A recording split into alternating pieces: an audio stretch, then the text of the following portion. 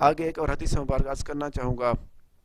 کہ سرکار دو عالم صلی اللہ علیہ وسلم نے ارشاد فرمایا، تین باتیں مومن میں ہوتی ہیں اور اس کے لیے ان سے نکلنے کی راہ بھی ہے، اور بدگمانی سے نکلنے کی راہ یہ ہے کہ اس پر یقین نہ کرے۔ آگے آپ صلی اللہ علیہ وسلم فرما دیا تین باتیں مومن میں ہوتی ہیں اور اس کے لیے ان سے نکلنے کی راہ بھی ہے، اور بدگمانی سے آپ نے واضح وضاحت فرما دی کہ اگر کسی انسان کے اندر بدگمانی آ جائے اس کا علاج کیسے کیا جائے، اس پہ یقین ہی نہ کرے۔ اگر کبھی خیال آ جائے کہ فلاں بندہ برا ہے یا کسی کے بارے میں غلط گمان آ جائے، اس کے بارے میں یہ سوچے کہ مجھے کیا پتہ اس چیز کا، کیونکہ میں تو نہیں جانتا اس چیز کے بارے میں، پھر وہ بدگمانی فوراً ہی اس کے انسان سے اندر سے ختم ہو جائے گی۔ یہ الموجم الکبیر حدیث نمبر 3227۔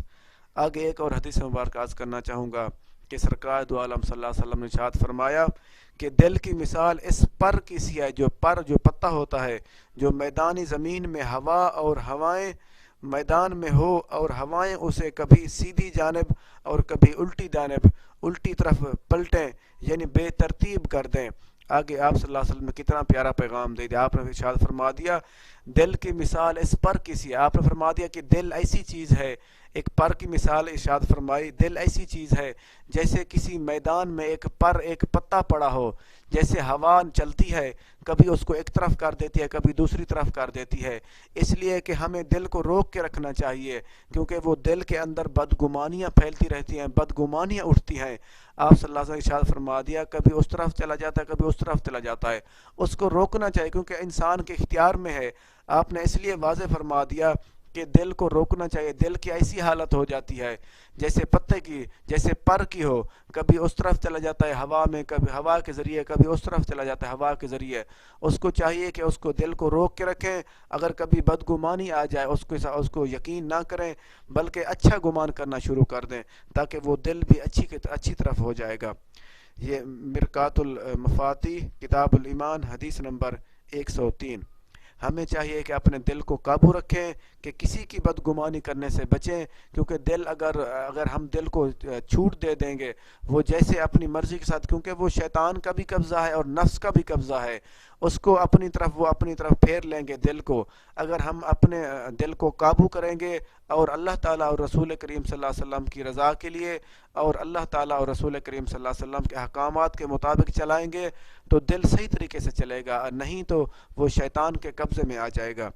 آگے ایک واقعہ عرض کرنا چاہوں گا کہ حضرت انس بن مالک رضی اللہ عنہ بیان فرماتے ہیں کہ سرکار دو عالم صلی اللہ علیہ وسلم نے ارشاد فرمایا کتنے ہی لوگوں کے بال بکھرے ہوئے ہوتے ہوئے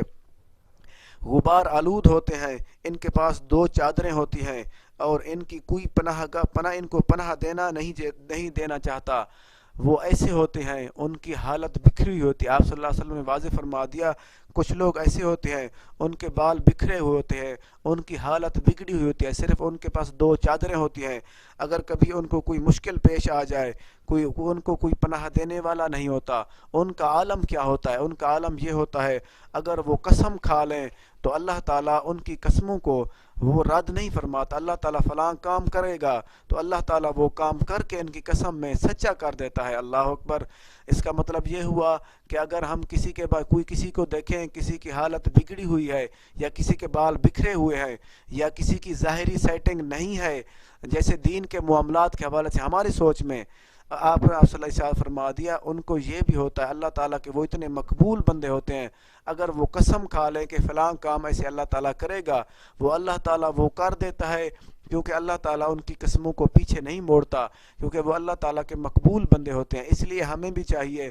کسی کے بارے میں بدگمانی بالکل نہیں کرنی چاہیے، کیونکہ آپ صلی اللہ علیہ وسلم نے یہ واضح فرما دیا کچھ لوگ ایسے ہوتے ہیں جن کے بال بکھرے ہوتے ہیں، ان کی چادریں، ان کی حالت صحیح نہیں ہوتی، لیکن وہ اندر سے اللہ تعالیٰ کے بڑے مقبول بندے ہوتے ہیں۔ یہ سنن ترمذی شریف حدیث نمبر 3854۔